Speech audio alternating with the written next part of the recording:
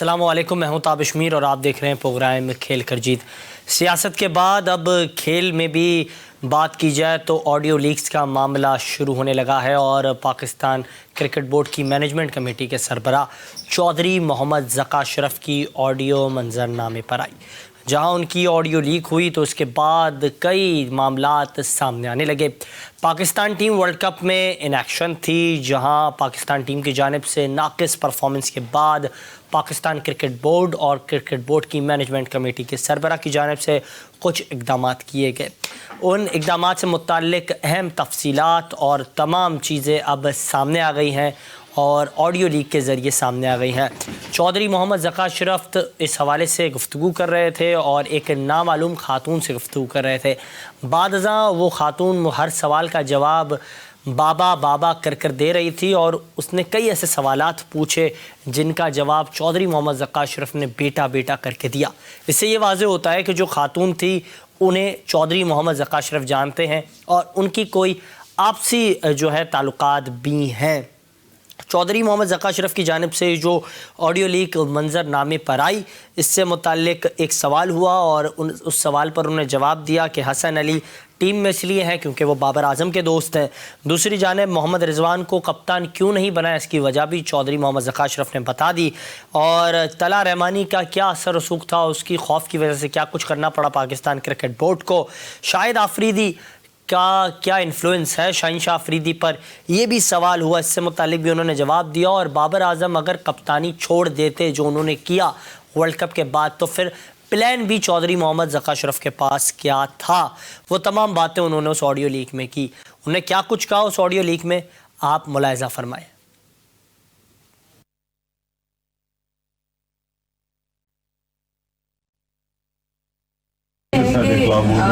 कप्तान साहब जो है वो अपने दोस्तों को, अपने करीबी उसको खिलाते हैं। शादाब की कोई जगह नहीं थी, शादाब क्योंकि बहुत करीबी दोस्त है, ये नहीं होना चाहिए। पाकिस्तान की क्रिकेट खराब हो गई। हसन का भी तो ऐसा ही था, वो नहीं हसन तो इसलिए खेला था कि नसीम शाह नहीं था ना।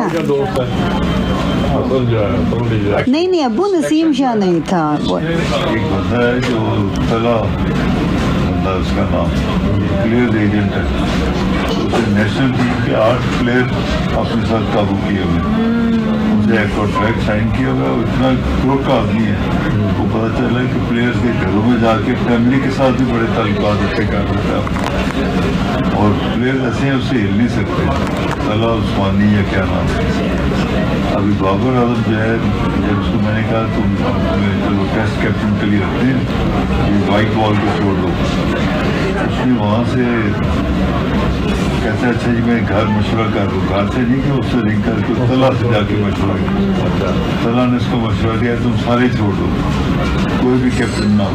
तो ठीक है, कोहली भी तो नहीं है ना कैप्टन, वो फॉर्म तो कर रहे हैं। देखें वो तेंदुलकर का रिकॉर्ड हो गया।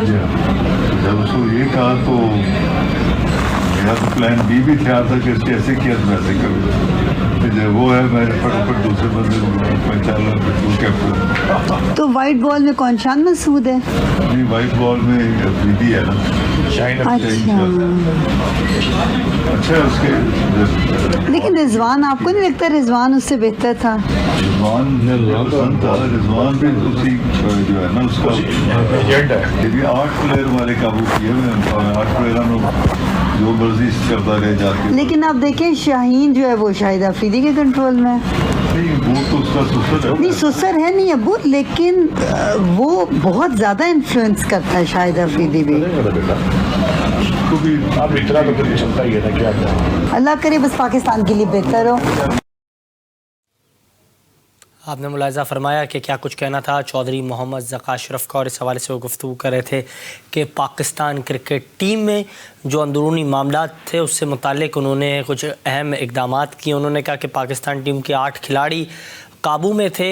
तला रहमानी जो पाकिस्तान क्रिकेट टीम को जो है वाज़े तौर पर कंट्रोल कर रहा था और उसने ना सिर्फ कंट्रोल किया था पाकिस्तान क्रिकेट टीम को, और इसी हवाले से हमें ज्वाइन भी किया है पाकिस्तान की सहाफ़त का एक बड़ा नाम। और जब ये गुफ्तगू करते हैं तो जो सुनने वाले हैं वो काफ़ी ज़्यादा इनकी गुफ्तगू को पसंद करते हैं। जनाब अरसलान खोखर साहब, सर बहुत शुक्रिया कीमती वक्त देने के लिए, welcome to the show. Sir इसी हवाले से बात करना चाह रहा था कि चौधरी मोहम्मद ज़का अशरफ, उनकी ऑडियो लीक हुई है। सियासत में तो हम देखते थे सियासी लोगों की ऑडियोज़ लीक होती थी, लेकिन अब क्रिकेट बोर्ड से वाबस्ता जो अहम शख्सियात है अब उनकी भी ऑडियो लीक होने लगी है। क्या कहेंगे, जो बातें उन्होंने की इस ऑडियो में, क्या कुछ आपने इसे समझा, क्या बयान करेंगे? यार दो चीजें हैं दाविद साहब, एक तो कोई नई बात नहीं है, इसमें क्या नया है, ये सब कुछ तो सोशल मीडिया पर ऑलरेडी है, हम अपने इंटरव्यूज में कर चुके हैं। ज़का अशरफ साहब ने जो शोएब को इंटरव्यू दिया था, शोएब जट को, उसमें ये सारी बातें कर दी थी। मुझसे जब उनकी मुलाकात उन्होंने ये बातें कही थी, इसमें नया कुछ नहीं है, लेकिन अनएथिकल जरूर है। अनएथिकल ये कि यार इससे पहले इस तरह की ऑडियो लीक्स दो लोगों के दरमियान उन क्या बाद में बात है, लेकिन दो लोगों के दरमियान उसको इस तरह से लीक कर देना, मतलब ये बहुत अनएथिकल है। और को भी है कि कभी भी स्पोर्ट्स जर्नलिज्म में इस तरह की नहीं होगी। तो बहुत मैटर के ऊपर उसमें दो चीजें जरूर हैं, एक उस्मानी रोल पर किए, और मेरे तो कुछ सवालात हैं कि अगर ज़का अशरफ साहब ने तला उस्मानी के इतने रोल पर बात की है बाबर आजम और उसके साथ रिजवान के हवाले से, तो क्या कोई किए, क्या उनको पता है कि तला उस्मानी ही इतना इन्फ्लुएंस कर रहा है, इसकी कोई इन्वेस्टिगेशन है, इसके बारे में कोई सबूत है, कोई प्रूफ है कि तला उस्मानी इतनी ज्यादा जो साया कॉर्प है उसके तहत इतना इन्फ्लुएंशियल है कि प्लेयर्स उससे मीटिंग भी कर रहे हैं, प्लेयर्स उसी की बात मान रहे हैं। अगर मान रहे हैं, इन्वेस्टिगेशन हुई है, पूछगछ हुई है, तो फिर तो सजाएं भी होनी चाहिए, उस कंपनी को बैन करना चाहिए, कंपनी के साथ तमाम ताल्लुकात और प्लेयर्स को मना करना चाहिए कि कंपनी के साथ प्लेयर्स बिल्कुल अटैच ना हो। ये कैसे हो सकता है कि इससे पहले इंतजामुल हक वाली आपने कंपनी का बताया, कोई इन्वेस्टिगेशन, कोई रिपोर्ट सामने नहीं आई। पाकिस्तान क्रिकेट बोर्ड के एंड से काफी ज्यादा झोल है और वो खुद भी काफी ज्यादा मुश्किलात का शिकार तो हैं, लेकिन अगर इतने डन श्योर है ज़का अशरफ साहब कि तला उस्मानी ये सब कुछ कर रहा है, तो तला उस्मानी को कैटेगरी में लाए, प्लेयर से पूछे, रिजवान से कोई पूछगछ हुई, कोई बताया उन्होंने इंटरनेशनल पे रिजवान से कोई बात हुई है? नहीं, किसी को नहीं पता। इंतजामुल हक की वो इन्वेस्टिगेशन जो 7 दिन में पूरी रिपोर्ट आनी की, कहाँ गई? फैक्ट फाइंडिंग वाली, बिल्कुल फैक्ट फाइंडिंग वाली, बिल्कुल आप दुरुस्त कह रहे हैं। अच्छा, ये भी मुझे काइंडली बताइएगा, खोखर साहब के एक जानिब यहाँ ये जो बातें उन्होंने की, उन्होंने ये भी कहा कि बाबर आजम ने जब उन्हें ये फैसला लेना था कि वो कप्तान रहेंगे या नहीं रहना चाहते, तो उन्होंने कहा मैं घर वालों से मशवरा करूंगा, लेकिन उन्होंने कहा उन्होंने फ़ोन किया तलहा रहमानी को और इसके बाद उन्होंने कहा कि नहीं, मैं नहीं रहना चाहता कप्तान किसी भी फॉर्मेट का। तो कह रहे हैं काफ़ी ज़्यादा इन्फ्लुएंस था तलहा रहमानी का। तो क्या समझते हैं, अभी भी तलहा रहमानी के जो खिलाड़ी हैं जो उसके साथ कॉन्ट्रैक्ट करते थे, उसकी कॉपरेशन का हिस्सा थे, वो तो टीम में है, तो क्या वो इन्फ्लुएंस, वो चीज़ें ख़त्म हो गई हैं? बिल्कुल नहीं हुई है, और वही तो आपसे कह रहा हूँ, वो एक बंदे को 8 आपने प्लेयर दे दिए हैं। जैसे इससे पहले हक होता था एक मैनेजर, बिजनेस मैनेजर, उसको पकड़ा दिए थे, अब ये है, तो इन्फ्लुएंस तो जाहिर है जब कोई एक बंदा कंट्रोल करेगा 8 प्लेयर्स को, तो इन्फ्लुएंस तो करेगा, फिर रोना कैसा। यहाँ तो आपने इन्फ्लुएंस बंद किया, यहाँ अपने प्लेयर्स को कोई शो कर दिया कि भाई इस कंपनी के साथ आपने दोबारा कोई नहीं जुड़ना या बिजनेस को कोई भी चीज आगे नहीं बढ़ानी, कुछ भी नहीं किया। ये करते तो हम भी कहते भाई कुछ किया आपने। देखिए, इल्जाम लगाने से पहले सवालात होती हैं, इन्वेस्टिगेशन होती है, चीजों की पूछताछ होती है। इस तरह सवालात नहीं हो जाते और इस तरह से कोई फैसले नहीं हो जाते। मतलब ये तो मफरूजों पर बातचीत हो रही है ना, कि जी उसने ये कर दिया, उसने वो कर दिया, उसने कहा उसको कि मेरी खुद बाबर आजम की पूरी से बात हुई थी। बाबर आजम के फादर ने बहुत पहले बाबर आजम को बात कही थी कि उन्होंने मुझे भी यही बात कही गई कि हमने कहा है, वालिद ने कहा है, उसके बाद बात नहीं है, ठीक है, तला उस्मानी। अच्छा, एक और भी इस ऑडियो में एक और भी डेवलपमेंट सामने आई, जो प्लान्स थे शायद चौधरी मोहम्मद ज़का अशरफ के वर्ल्ड कप के दौरान, जो चीज़ें सामने आ रही थी कि वो बाबर आजम से खुश नहीं है, इंज़माम से खुश नहीं है, वो बतौर बाबर आजम की कप्तानी से खुश नहीं है। तो ये तमाम तर चीज़ों पर भी उन्होंने बात की। उन्होंने कहा कि अगर बाबर आजम रिजेक्ट कर देते हैं मेरी जानिब से जो पेशकश होगी कि आप टेस्ट टीम के कप्तान मुकर्रर रहें, अपनी उस सर्विस को जारी रखें, अगर वो ना करेंगे तो मेरे पास प्लान बी मौजूद था। तो इसका मतलब प्लान बी उनके पास बहुत पहले से मौजूद था, जो शान मसूद वाला है। प्लान भी मौजूद था, सबको ही पता था, इसमें कोई नई बात भी नहीं है। और ज़का अशरफ उसमें जो बात कर रहे हैं वो भी कोई ऐसी नई बात नहीं है। ये सब कुछ तो मीडिया पर ऑलरेडी है। अच्छा बिल्कुल बिल्कुल आप वजह फरमा रहे कि माजी से तमाम तर चीजें मीडिया के लिए तो बहुत कंटेंट है साबित, लेकिन हमारे लिए बतौर जर्नलिस्ट इससे क्या कंटेंट है? ये था कि मेरे सवालात जरूर थे, वो मैंने पीछे भी किए हैं कि भाई आप टाइम भी बताए ना कि आपने फिर तला उस्मानी की जो साया कॉर्पोरेशन है उसको रोकने के लिए क्या किया है? आपने उसको अभी तक एक्सेस दे रखा है अपने प्लेस तक का, तो रोका क्यों नहीं? प्लेस को शो कॉज क्यों नहीं दिया?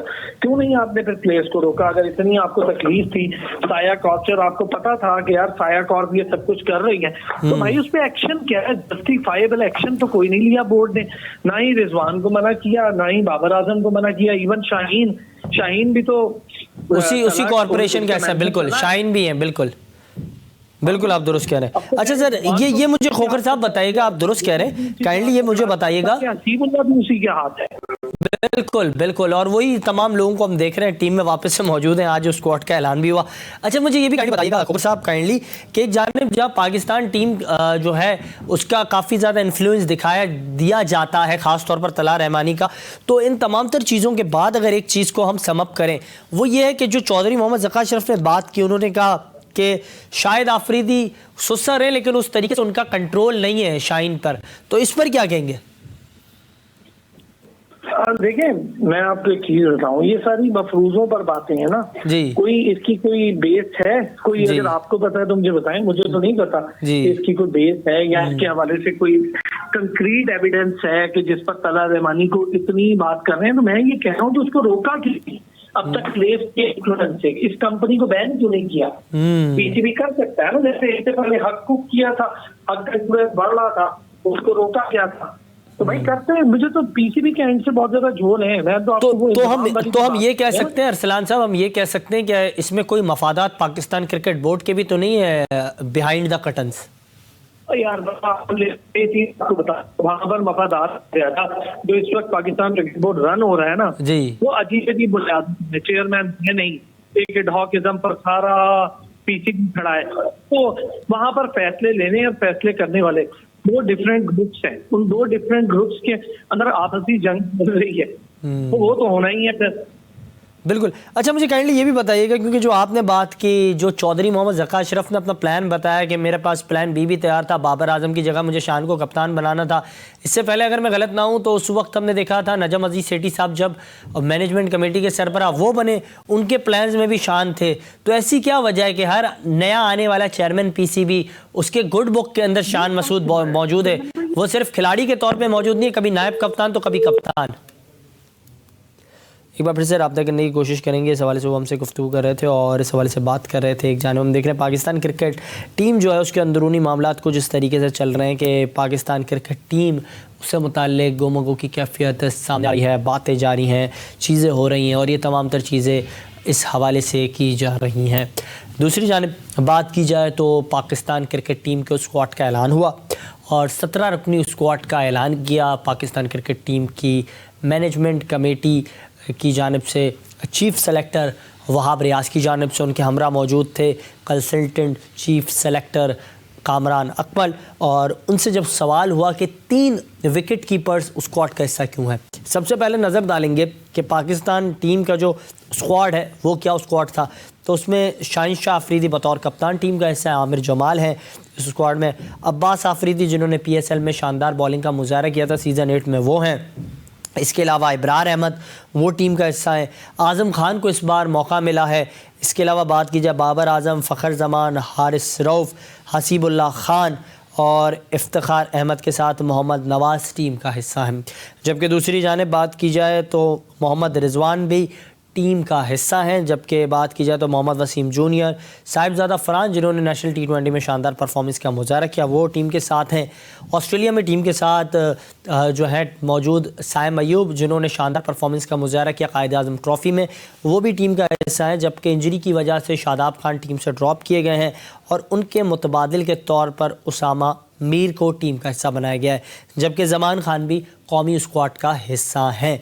इसके अलावा जब उनसे सवाल हुए और कुछ सवाल ऐसे हुए कि ख़ास तौर पर बात की गई कि किस तरीके से देख रहे हैं तमाम तर चीज़ों को, आप किस तरीके से डील करेंगे और ये जो चीज़ें हो रही हैं पाकिस्तान क्रिकेट बोर्ड के अंदर, और ख़ास तौर पर टीम से मुतालिक जब सवाल हुआ कि 3 विकेट कीपर क्यों, तो उसका सवाल जब हुआ तो उससे मुतालिक जवाब उन्होंने यूँ दिया कि पाकिस्तान क्रिकेट टीम अब अपने फ्यूचर प्लान्स पर काम करेगी। इसके लिए हमने 3 विकेट कीपर्स को टीम का हिस्सा बनाया है।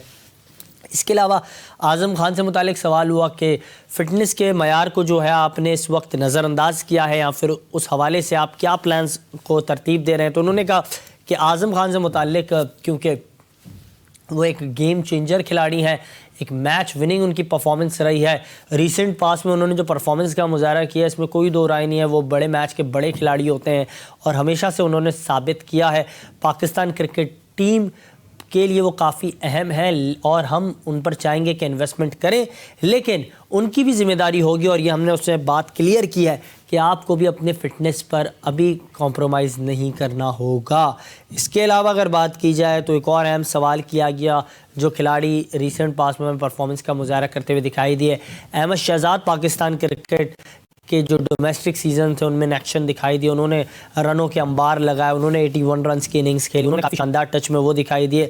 वो पाकिस्तान की जानिब से जो डोमेस्टिक सीजन और नेशनल T20 में साहिबजादा फरहान के बाद अगर किसी ने सबसे ज़्यादा रन्स किए हों और कम इनिंग्स में रन्स किए हों तो वो अहमद शहजाद थे, जिनका स्ट्राइक रेट भी काफ़ी अच्छा था।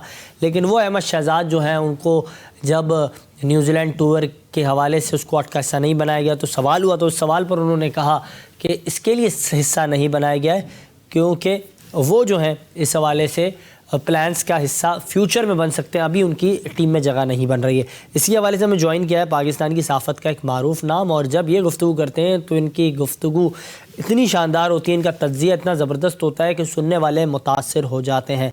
जनाब नसीम राजपूत साहब हमारे साथ मौजूद हैं और सीनियर एंकर हैं। इसके साथ साथ आपने देखा होगा कराची में एक मेला लगा मोइन खान क्रिकेट अकेडमी में KPTL का, और Karachi tape ball premier league में भी डायरेक्टर मीडिया के फ़राइज़ सर अंजाम दे रहे थे। सर बहुत शुक्रिया कीमती वक्त देने के लिए, वेलकम टू द शो। जी thank you very much Tabish, आपने मुझे इनवाइट किया। सर इसी हवाले से बात कर रहे थे, एक मेला लगा था कराची में टेप बॉल जिसको ब्रांड बनाने में कोई दो राय नहीं है। ज़ोहैर नसीर साहब ने बड़ी खिदमात सर अंजाम दिए। तीसरा सीज़न था, काफ़ी शानदार अंदाज से ये सीज़न हुआ और हमने एक नया चैम्पियन देखा।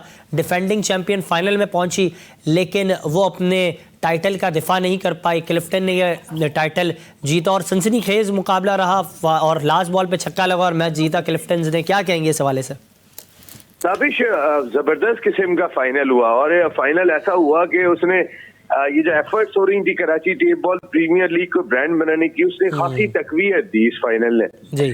आखिरी बॉल पे छक्का लग के अगर कोई भी मैच फिनिश होता है तो आज तक हम ग्रेट जावेद मियांदाद साहब का छक्का नहीं भूले। वो तो पाकिस्तान के लिए था, अगेंस्ट इंडिया था, उसको कौन भुला सकता है। लेकिन जावेद मियांदाद साहब की मौजूदगी में जब ये कारनामा अंजाम हुआ तो हर लम्हे हर पल वो जावेद मियांदाद का छक्का याद आ रहा था कि उन्होंने किस अंदाज से 86 के अंदर छक्का लगा के पाकिस्तान को फतह दिलाई थी। तो एक तो फिनिश हुआ। दूसरा ताबिश इम्पोर्टेंट चीज इसमें अगर मैं बात करूं तो बहुत क्रेडिट जाता है बदर एक्सपो सॉल्यूशंस को कि जिसने ये बेड़ा उठाया। ये पाकिस्तान की लीडिंग इवेंट ऑर्गेनाइजेशन है जो आइडियाज, पाइमेक, टिडैप, IEEE, पता नहीं कौन कौन से इस मुल्क के जो बड़े तरीन इवेंट्स होते हैं वो करती है। बिल्कुल। फिर हमारे लीडर, इसमें कोई दो डाउट नहीं है, डायनामिक लीडर, चेयरमैन KTPL और मैनेजिंग डायरेक्टर बदर एक्सपो सॉल्यूशंस ज़ोहैर नसीर साहब। देखिए उनका विजन था। इससे पहले भी आपने लीग्स देखी जो शुरू हुई खत्म हो गई, लेकिन वो बड़े डिटरमिन किस्म की शख्सियत है। जो चीज उनके दिमाग में आ जाए ठान लें तो फिर वो उसके पीछे लग जाते हैं और फिर ये उन्होंने करके भी दिखाया। अपनी टीम जो उनकी है, कमाल जावेद मियांदाद साहब, हारून रशीद साहब, सादिक मोहम्मद साहब, तौसीफ अहमद साहब, ये सारी एक पिलर है इस KTPL के एफर्ट के। तो ये जो हमारी मैनेजमेंट है इसके बहुत एफर्ट है, बहुत काम है। फिर जितने मेंटोर्स हैं, हसन रजा, मोहम्मद समी, ये स्टार्ट ही ऐसा लिया गया था कि ड्रेसिंग रूम को शेयर करेगा कोई एक कैप्टन बन के वो खिलाड़ी। जब पहले ही हमारा सीजन हुआ था जिसने पाकिस्तान का ड्रेसिंग रूम शेयर किया, ताकि हमने टेप बॉल क्रिकेट को जो ऑर्गेनाइज करना है, इसको ऑर्गेनाइज हमने जहां बाहर ग्राउंड के लेवल पे करना है, वहां ड्रेसिंग रूम के लेवल पे करना है, जो सबसे इम्पोर्टेंट है। हमने गाइड करना है अपने टेप बॉल प्लेयर्स को, हमने उनको ग्रूम करना है, हमने उनको एक ब्रांड बनाना है। अभी तक जो सड़कों की क्रिकेट हो रही है, जो अप्रोच थी, लेकिन 84 से ज्यादा ममालिक में लाइव ट्रांसमिशन गई, 2 बिलियन से ज्यादा लोगों ने इस टेप बॉल क्रिकेट को एंजॉय किया, तो हमारी एक्सपेक्टेशन से थर्ड एडिशन ज्यादा अच्छा रहा। बिल्कुल तो बिल्कुल। इसमें तो सोच रहे थे कि अभी 2 साल और एफर्ट हमने मारने हैं इसमें, लेकिन अल्लाह का शुक्र है शायद उसने हमारा ये टाइम कम किया उन एफर्ट्स का, और अब जो हम इंटरनेशनल प्लान कर रहे हैं अब उस जानिब हमें जाने में खासी तकवीयत मिली है। जी राबिश, बिल्कुल आपने दुरुस्त कहा, और नहीं इसमें कोई दो राय नहीं है कि ये वो एक तनावर दरख्त बन गया है जिसकी बुनियाद आपने रखी थी। और सीज़न 1 जब हुआ था उस वक्त काफ़ी शानदार अंदाज से इस इवेंट का आगाज़ हुआ था। पाकिस्तान के उन सितारों को मौका मिला था जिन्हें शायद पाकिस्तान क्रिकेट बोर्ड अपॉर्चुनिटी नहीं देता है, वो भी हमें उस स्टेज पे दिखाई दे रहे थे। अक्सर सादिक मोहम्मद साहब से हमारे प्रोग्राम के ज़रिए जब गुफ्तगू होती है वो कहते हैं कि इसमें कोई दो राय नहीं है जो उनकी कंट्रीब्यूशन है पाकिस्तान क्रिकेट के लिए। कई ऐसे रन्स बनाए उन्होंने, ऑस्ट्रेलियाई कंडीशंस में जाके उन्होंने 5 इनिंग्स खेली, वहाँ 400 रन्स किए, लेकिन पाकिस्तान क्रिकेट बोर्ड उनकी खिदमत नहीं लेता। ज़ोहर नसीर साहब ने उनकी खिदमत ली Karachi tape ball premier league में, दीगर कई बड़े बड़े नाम हमने वहाँ देखे। तो ये तमाम तर चीज़ें हुई। अब क्या समझते जो टेप बॉल खेलने वाले नौजवान हैं उनका मुस्तकबिल भी क्या हम देखेंगे काफ़ी सेट होता हुआ? देखिए ताबिश, वक्त के साथ साथ ऐसे पाकिस्तान क्रिकेट में, इंटरनेशनल क्रिकेट में वक्त के साथ साथ पैसा और बढ़ता चला गया, क्योंकि वो ब्रांड डेवलप होता चला गया। हाँ। किसी को भी नहीं पता था कि जिस वक्त 1987 में वर्ल्ड कप लेकर आए थे एशिया में, तो उस वक्त इतना पैसा आ जाएगा क्रिकेट में, वरना तो उससे पहले पैसा था ही नहीं, वर्ल्ड कप में भी नहीं होता था, बिल्कुल कोई एक्सपेक्ट नहीं कर रहा था। तो इस खेल में पैसा बहुत है क्रिकेट में, तो आहिस्ता आहिस्ता जब ये पैसा आएगा तो फिर टेप बॉल के खिलाड़ी जो बड़े खिलाड़ी हैं वो ऑलरेडी अगर आप उनकी अर्निंग सुनेंगे तो माशाल्लाह वो बहुत अच्छे पैसे कमाते हैं। इस पाकिस्तान में मसाइल के बावजूद वो बहुत अच्छे अर्न करते हैं। लेकिन अब जो एक प्लेटफॉर्म बनने के लिए जा रहा है उसमें शायद आज भी हम जो पेमेंट करते हैं वो कोशिश करते हैं कि दूसरों से ज्यादा हो। ये ज़ोहर नसीर साहब खास तौर पे इस चीज का ख्याल रखते हैं। लेकिन जैसे जैसे ये ब्रांड डेवलप होता चला जाएगा इसमें ऑटोमेटिकली थ्रू स्पॉन्सर्स पैसा और तेजी के साथ बढ़ता चला जाएगा। बिल्कुल। अभी पहले 2 एडिशन किए थे, बदर एक्सपो सॉल्यूशंस ने खुद हैसियत टाइटल स्पॉन्सर इसको आगे बढ़ाया था और वो उसके टाइटल स्पॉन्सर खुद बने थे। पहले सीजन में हमारे साथ कोई स्पॉन्सर नहीं था, दूसरे सीजन में हमारे साथ कुछ छोटे स्पॉन्सर्स थे, लेकिन बदर ने फिर एज ए टाइटल स्पॉन्सर किया। अब अगर हम HBL PSL देखते हैं तो फिर अब हम ये भी देख रहे हैं कि UBL Amin Karachi tape ball premier league, तो अब ये सिनेरियो बदल गया है, अब वक्त बदल गया है, अब हालात बदल गए हैं। जो एफर्ट की, जो मेहनत की, जो एक दर्द लिया, उसका रिजल्ट, उसका समर आना शुरू हो गया। और मकसद सिर्फ एक ही है, उस क्रिकेट को हमने जो है वो सपोर्ट करना है, उस क्रिकेट को स्ट्रीमलाइन करना है, उस क्रिकेट को एक प्लेटफॉर्म ऐसा देना है कि जहां से, और खास तौर पे जो विमेंस का सिलसिला शुरू हुआ है ताबिश, ये बहुत इंपॉर्टेंट है। देखिए पाकिस्तान में विमेंस क्यों नहीं आती, 2-3 चीजें जो खास हैं जिनकी वजह से नहीं आ पाती। एक, फ्रेंडली और सिक्योर एनवायरनमेंट हर फैमिली चाहती है वो हो, जो इस वक्त KTPL की मैनेजमेंट अच्छे ग्राउंड में प्रॉपर सिक्योरिटी में देने को तैयार है। नंबर 2, हार्ड बॉल से हमारी बहुत सारी बच्चियां डर जाती हैं, उसका वेट देख के डर जाती हैं, जब वो ग्राउंड में आ जाती हैं खेलना शुरू कर देती हैं उनका डर निकल जाता है। लेकिन वो डर अब टेप बॉल के थ्रू निकलेगा और बच्चियों की बड़ी तादाद आएगी इस जानिब के मैचेस टेलीवाइज हो रहे हैं, उनको भी खुद को पोर्ट्रे करने का मौका है अपनी परफॉर्मेंस के जरिए, अपनी एबिलिटी के जरिए जो है वो खुद को पोर्ट्रे करने का पूरा मौका है। तो अब एक डिफरेंट थीम के साथ KTPL आगे बढ़ रही है और आप देखेंगे कि आने वाला वक्त बड़ा डिफरेंट होगा। बिल्कुल आपने दुरुस्त कहा। सर मैं ये बात भी जानना चाहूँगा, अब पहले सियासत में ऑडियो लीक का कल्चर आम था, अब पाकिस्तान क्रिकेट बोर्ड की मैनेजमेंट कमेटी के सरबराह की जानिब से एक ऑडियो लीक मंजरनामे पर आई और जनाब चौधरी मोहम्मद ज़का अशरफ ने कई महरिकात पर गुफ्तगू की। टीम के अंदरूनी मामला जिनको आप या हम अक्सर रिपोर्ट करते थे उनके हवाले से उन्होंने वाज़ेह तौर पर खुलकर बात की, लेकिन वो जिस नामालूम खातून से बात करे तो मुसलसल बाबा बाबा उन्हें कह रही थी, वो भी उन्हें बेटा बेटा कह रहे थे। इससे तो ये इल्म होता है कि शायद आपसी जो है रिश्तेदारी भी काफ़ी करीब की है। तो सर क्या कहेंगे तमाम तर चीज़ें जो हुई हैं, जो उन्होंने वाज़ेह की हैं प्लान्स, अब ऐसा क्या, एक अहम सवाल यहाँ ये सामने आता है कि उन्होंने कहा अगर बाबर आजम टेस्ट टीम के कप्तान नहीं बनते तो उनका प्लान भी पहले से मौजूद था, तो प्लान भी जो मौजूद था वो शान मसूद को कप्तान बनाना था टेस्ट टीम का।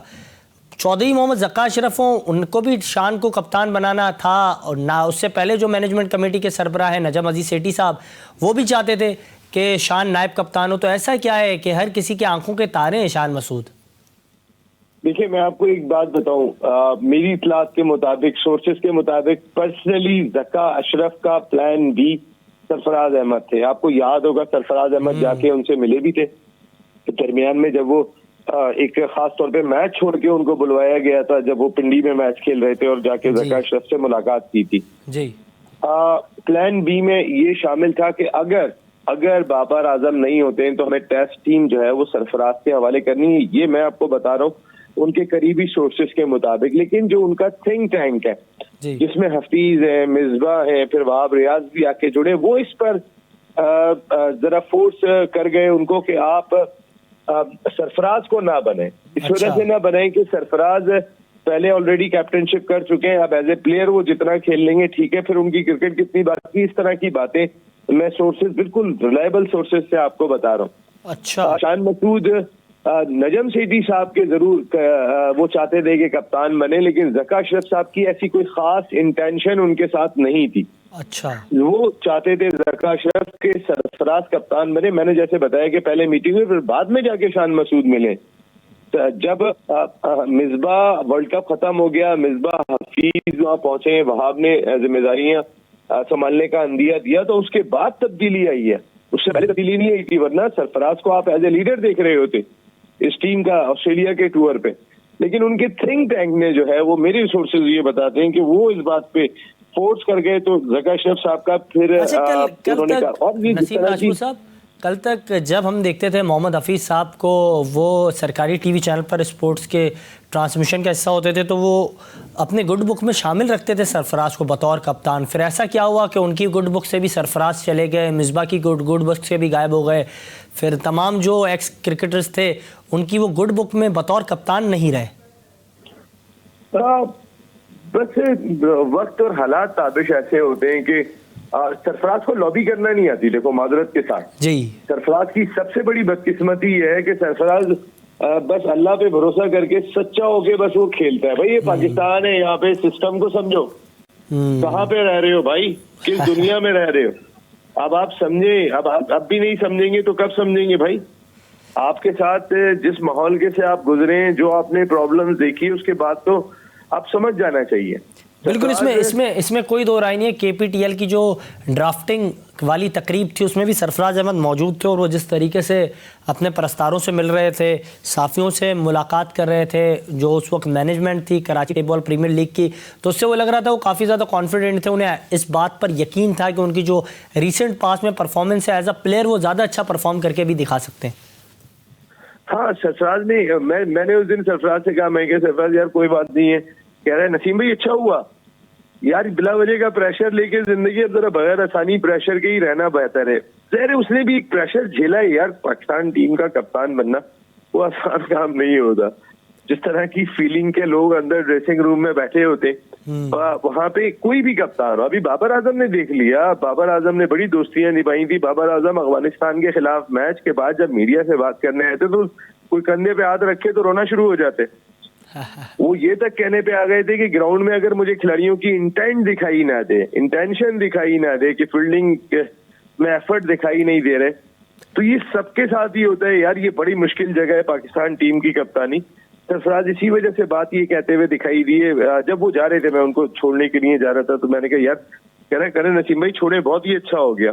वो कि हो सकता है वो ये बात दिल से नहीं कह रहे हो, लेकिन वो बड़ी अल्लाह पे बिलीव करने वाली शख्सियत, एक डिफरेंट किस्म की शख्सियत है, जो लॉबिंग से ज्यादा पाकिस्तान को फोकस देने को ज्यादा तैयार दिखाई देता है। तो ये उसकी, सरफराज की वाकई में शायद तमाम खिलाड़ी उसकी जो इज्जत करते हैं, उसकी एक बड़ी वजह ये भी है।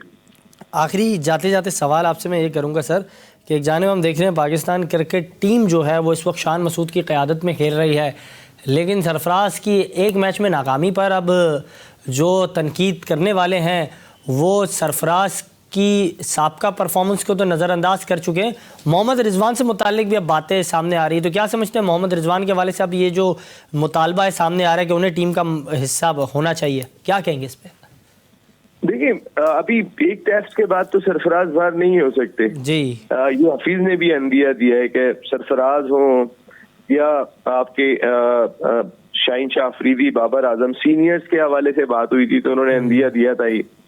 लेकिन रिजवान को अगर एज ए बैटर आप खिलाते हैं तो बैटर किसकी जगह पे खिलाएंगे, ये भी समझ में नहीं आता ना।